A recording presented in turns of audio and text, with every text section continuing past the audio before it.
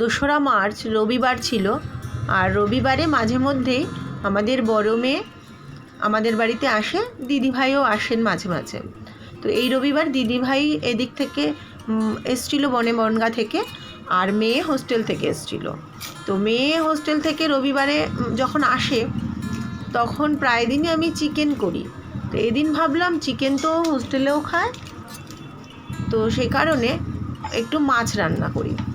তো 2 ভাই বোনের জন্য একটু দই কাতলা করেছিলাম, আর করেছিলাম ওই একই মশলা দিয়ে একটু দই পনির, সাথে আমের চাটনি, ডাল, আলু ভাজা, এগুলো তো ছিলই। তো দই কাতলা করার জন্য আমি 6 পিস কাতলা মাছকে নুন হলুদ মাখিয়ে রেখে দিয়েছিলাম প্রায় 15-20 মিনিট। তারপরে একটা মিডিয়াম সাইজের পেঁয়াজ আর 3টে পাকা কাঁচা লঙ্কা আর কি মিক্সিতে পিষে রেখেছিলাম। কড়াইতে সর্ষের তেল দিয়ে তেল ধোয়া ওটা গরম হলে তারপরে মাছটা ভেজে নিয়েছিলাম। দই কাতলার মাছ আমি খুব বেশি কড়া করে ভাজি না, মাছের মোটামুটি কাঁচা গন্ধ যাওয়া পর্যন্ত ভেজে তুলে নিয়ে এবার ওই তেলের মধ্যে আস্ত গরম মশলা ফোড়ন দিয়ে তাতে পেঁয়াজ বাটা, কাঁচা লঙ্কা বাটা দিয়ে দেব, এবং পেঁয়াজের কাঁচা গন্ধটা না যাওয়া পর্যন্ত ভালো করে কষাবো। কষানো হলে ওর মধ্যে একটু ধনের গুঁড়ো আর একটু নুন দিয়ে আবারও কষাবো। এরপরে একটু টক দই আর কাজু, পোস্ত, চারমগজ আর তিল একসাথে গুঁড়ো করে আমি ফ্রিজে রেখে দিই, সেই মশলাটা দিয়ে দিলাম।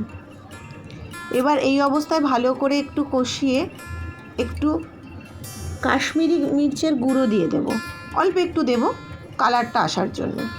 এই রান্নাটায় হলুদ ব্যবহার করি না বলেই কাশ্মীরি মির্চের গুঁড়োটা দিলাম।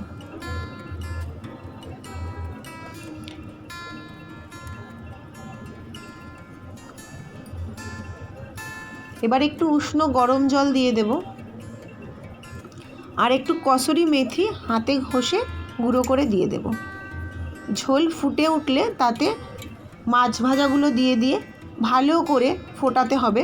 একদম কম স্টিমে ঢাকা দিয়ে আমি বেশ অনেকক্ষণ ফুটিয়েছিলাম, যতক্ষণ না ঝোলটা গাঢ় হয়ে আসে।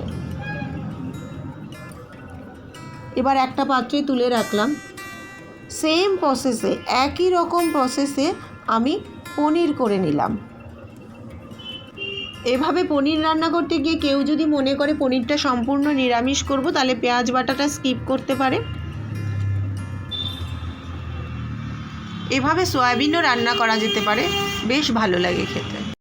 রান্না এমন একটা জিনিস, যারা রান্না করতে ভালোবাসে তারা প্রত্যেক দিন একই জিনিস দিয়ে আলাদা আলাদা রকম টেস্টের রান্না করতে পারে। বাজারে নতুন আম উঠেছে, তাই একটু আমের চাটনিও করে নিয়েছিলাম। তবে আমের চাটনিটা যা টক, বাবা, প্রচুর চিনি দেওয়ার পরে কিছুতেই টকটা ছাড়ছে না।